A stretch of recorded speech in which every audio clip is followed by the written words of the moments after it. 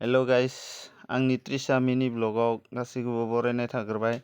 आसा खालामो आंनि भिडिअखौ नायनानै गासैबो मोजां नांगोन आरो मोजां नाङोबा शेयार, लाइक आरो कमेन्ट खालामबानो जाबाय। गाइसमोन दिनै फुंनिफ्रायनो अखा दिनै सेकेन्ड मंगलबारबो दिनै दिउरिया फैबायनो दिउरिया दै सारफायदो।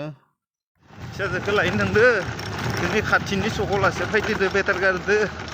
एकदम अखायाबो हाना होबायना बोथोरा एकदम बोरैबा जादों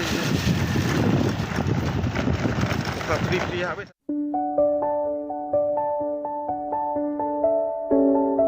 मुवा खारग'बावनो स्कुलनिफ्राय लाबोनानैबाबो नैया अमानो आदार होफैलायबाय। अमा फिसा मानै दोङो बेनो आदार होबाय। अमानियाव माने बिराद थाम्फै फैयो, बिनि थाखाय मुलि सारनो गोनां जायो। मुलि माने होबासो थाम्फैफ्रा खारो आरो थाम्फै फैयोबा बेमार जानायनि आखा थायो। नै मुलिखौ होयोबा थाम्फैया माने फैनो हाया।